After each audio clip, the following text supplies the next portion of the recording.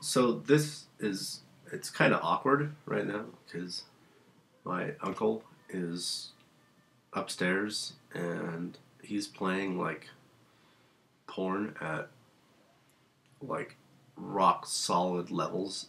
I don't understand it, but it's hilarious. At least I think it's porn. It sounds like it, but I could be wrong. But it's it's just funny. That's all I really wanted to say. Um, Also, as I put my wallet back in my pants, um, so I've had a discussion, or I'm in the middle of a discussion with this guy about whether or not anarchist communists are real anarchists, and that anybody who's a non-proprietarian anarchist is not a real anarchist. And I disagree with him for the following reasons. First, most of the original anarchists, in fact, almost all the original anarchists, were non-proprietarian. They were either on the strict anarchist philosophy, or anarcho-communism, or anarcho-syndicalism. One of those three. There were a few like voluntarists, like Lysander Spooner. There were individualists or mutualists like Max Stirner. But besides that, it was mostly on the left end. And I'm telling them that this right wing anarchism, which is anarcho-capitalism, this is a really new thing in anarchist theory, and it's not part of classical or philosophical anarchist theory. For instance, one of the this guy claims that in order to be considered an anarchist, you have to believe in property. And I tell him, no, you don't. You really just have to be against the state. That's really the only thing that technically makes you into an anarchist, is to be against the state. So you can be against the state, but also believe in communal property and still be an anarchist. I don't see that as being terribly wrong-headed. I tell them, the thing is that I can't necessarily make the claim that anarchism in the communist style will work. Just like he can't claim that anarchism, like anarcho-capitalism, will work, because we haven't actually tried anarcho-capitalism. I mean, we've tried market economies, but they've always been backed up with the state. And then there are some features that have always existed within the state some features of society that have always existed within the state, like the police force has always existed, militaries have always existed, social services to some extent have always existed in some regard, and to put those into the free market, that's kind of scary to me, because it's scary because I think that if you're gonna basically create a policing force that's based on the free market, it does create a system where those who have money are the ones who are going to be more free. They're the ones who are going to have the better protection, and I don't think that that's really fair or justifiable. I believe that everybody should have equal protection regardless of whether or not they're wealthy or not. So I do fundamentally disagree with anarcho-capitalism.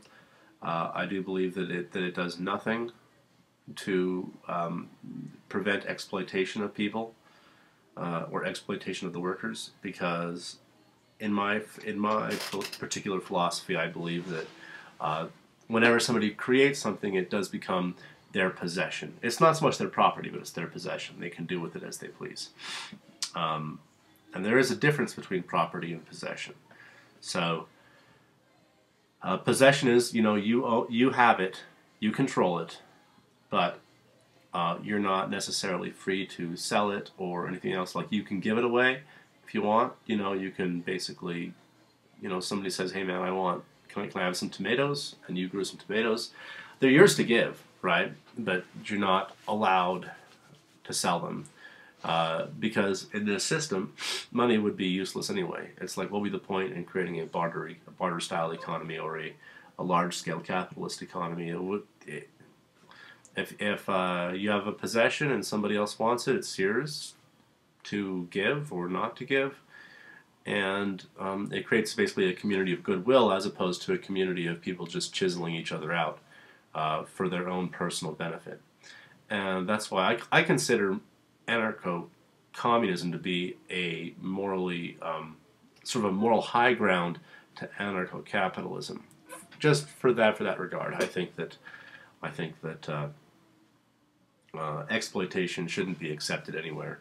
Just like I don't like the ideas of racism, sexism, homophobia, classism, and all of that sort of stuff can exist in an anarcho-capitalist society. And it's just my philosophy that anarchism is about creating a society in which all forms of exploitation, all forms of hierarchy, all forms of even soft aggression don't exist. And anarcho-capitalism does nothing for that. The only thing that it really proposes is the removal of the state. And that's why I can get behind anarcho-capitalism. I definitely have more solidarity with anarcho-capitalists than I do with statist communists. Because I believe that anarchism is the way to create a society that you want to see. You know, you want to see a society that's based around the free market. Go ahead, you know, make your society based around the free market. If you want to create a society where everybody has sort of communal living, then good, go ahead and do that.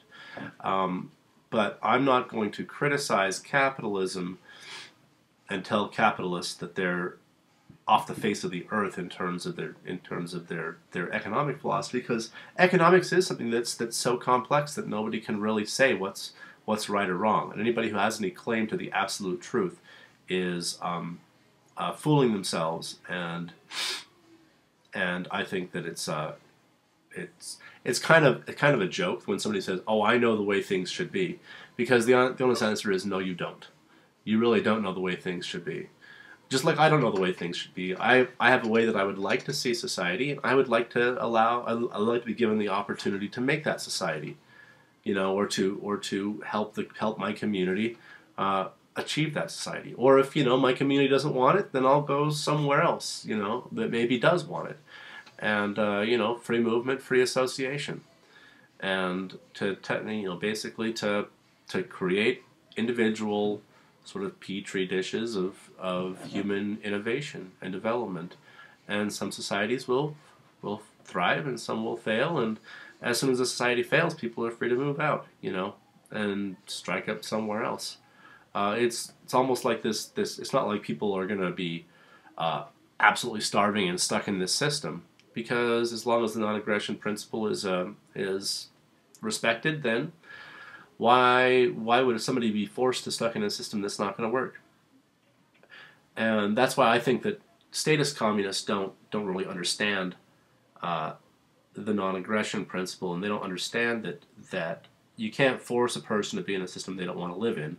That's why the Berlin Wall was created, right? To keep people into this system that wasn't working, and it wasn't working.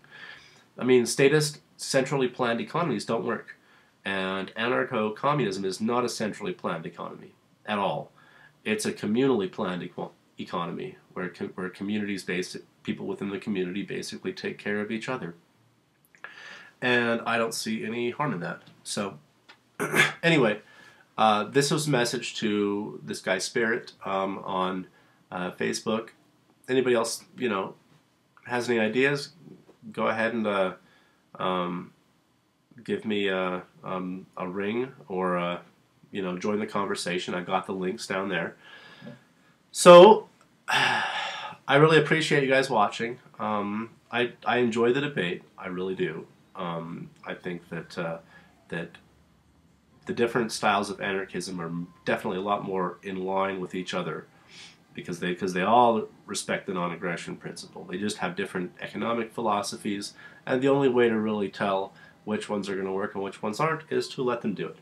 And if they start failing, people will move away, and those societies will eventually collapse. So anyway, have a good one, guys. Love you all. Bye.